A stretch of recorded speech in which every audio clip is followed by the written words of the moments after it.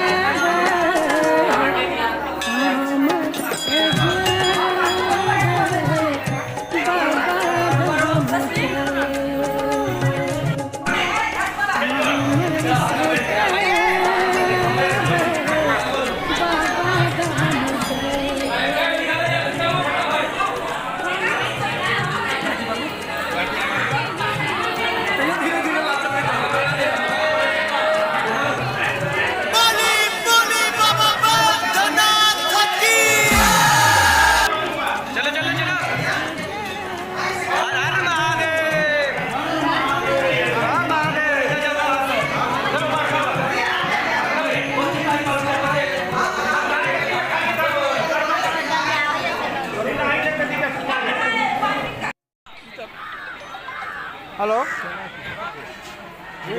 ये बात हमको नहीं मांगा उससे कहलिए हाँ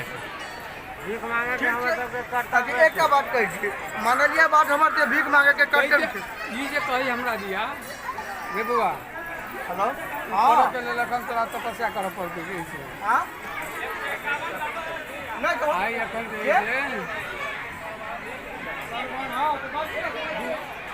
बुकिंग गांव मार लिए ऐसी कटी है बोले भाई बाबा के कर दे से दर्शन कर